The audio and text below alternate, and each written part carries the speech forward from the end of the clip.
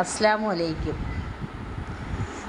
ഞാനേ ഇന്നലെ സനു ഒരു വീഡിയോ ലൈവ് ചെയ്യുന്നുണ്ട്.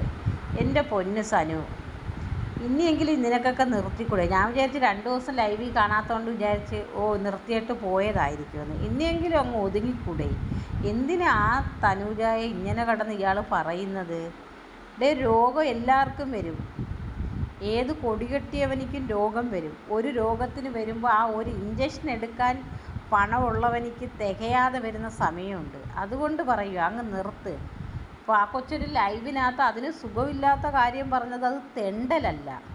എനിക്ക് സുഖമില്ലായിരുന്നു, ഞാൻ ഹോസ്പിറ്റലിലായിരുന്നു, എനിക്ക് വയറ്റിലൊരു മുഴ. അതിന് നീ എന്തൊക്കെയാണ് ആ കൊച്ചിനെ കടന്ന് തനുജായ പറയുന്നത്? അയ്യേ, കുറച്ചങ്ങ് ഒതുങ്ങിക്കൂടെ സനുവേ? സനു പൈസ മേടിച്ച് ഈ വീഡിയോ ചെയ്ത് ഇത്രയും ചീത്ത വിളി ആ കൊച്ചിനെ വിളിക്കേണ്ട കാര്യം എന്തുവാ? സെമീറ തരുന്ന പൈസയ്ക്ക് നന്ദി കാണിക്കുവാന്ന് മനസ്സിലായി. അവൾ കയറി എന്നിട്ട് ഒത്തിരി എണ്ണം കമൻ്റ് ഇടുന്നു. തനൂജ, ഞാൻ സോറി പറഞ്ഞിട്ട് പറയാം, തനൂജ ഈ ചുമ്മാ ഉണ്ടച്ചി എന്ന് വിളിക്കുന്ന എന്തിനാ? നിനക്ക് ശരീരം ഇല്ലെന്നും പറഞ്ഞ് ശരീരമുള്ളവരെ കാണുമ്പോൾ നിനക്ക് ഭയങ്കര ഇളക്കമാണെന്ന് മനസ്സിലായി. നിന്നെ കണ്ട ആരും എടുക്കത്തില്ല. ഇനിയെങ്കിലും അങ്ങ് കുറച്ച് ഒതുങ്ങിക്കൂടെ നിനക്ക്? ആ പാവം പിടിച്ച സ്ത്രീയെയും കുഞ്ഞിനെ അങ്ങ് വെറുതെ വിട്ടൂടെ? ആ കുഞ്ഞിനെ തന്നെ നീ ഒരു മാസം കൊണ്ട് ആ കുഞ്ഞിനെ ആക്ഷേപിക്കുന്നു. അത് കൊടുത്ത് ഇത് കൊടുത്തെന്ന് പറ. അതിൻ്റെ പേര് പറയാൻ പോലും ഞങ്ങൾക്ക് മടിയാ. എന്ന് പറഞ്ഞ കാര്യം എന്താണെന്നറിയാവോ? നിനക്കും ഒരു മോളില്ലേ, നീ കൊടുക്കുമോ നിൻ്റെ മോക്ക്? അന്നേരം തനൂജായും കൊടുത്ത് കാണും.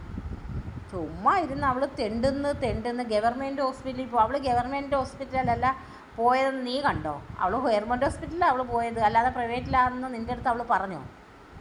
നീ ഇരുന്ന് അങ്ങ് പോടി ഗവൺമെൻറ് ഹോസ്പിറ്റലിൽ പോടി. 21 വയസ്സിൽ എൻ്റെ വയറ് വരഞ്ഞ് വെച്ചേക്കുവാന്ന് കണ്ടാലും പറയാം. നിൻ്റെ വയറ് വരഞ്ഞിട്ടുണ്ടെങ്കിൽ നീ ഇങ്ങനെ നടന്ന് സംസാരിക്കത്തില്ലായിരുന്നു. ഞങ്ങൾക്കൊക്കെ 5 തയ്യലിൻ്റെ ആയാലും ഒരു ഓപ്പറേഷനുണ്ട്. എന്നിട്ട് പോലും ഞങ്ങൾക്ക് നല്ല കണക്ക് സംസാരിക്കുമ്പോൾ ഒരു കിതപ്പ് വരും.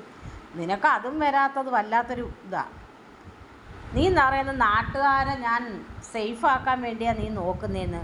ആ നാട്ടുകാരുടെ അടുത്തൊന്നും അവൾ കാശ് ചോദിച്ചില്ലല്ലോ. അവളെ സ്നേഹിക്കുന്നവർ അവൾക്ക് കൊടുക്കുന്നു.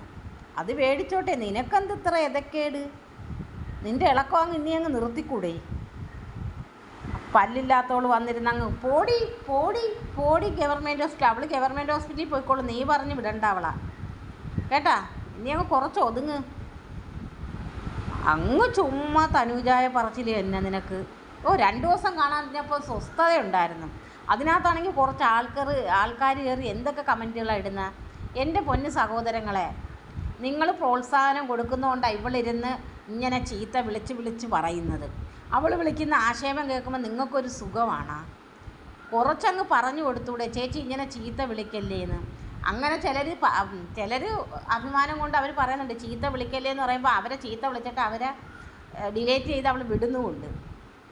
അവൾ എന്തൊക്കെയാണ് പറയുന്നതെന്ന് പോലും അവൾക്ക് ബോധമില്ല. അവളെനിക്ക് വന്ന് വെള്ളം അടിക്കുമെന്ന് തോന്നുന്നു.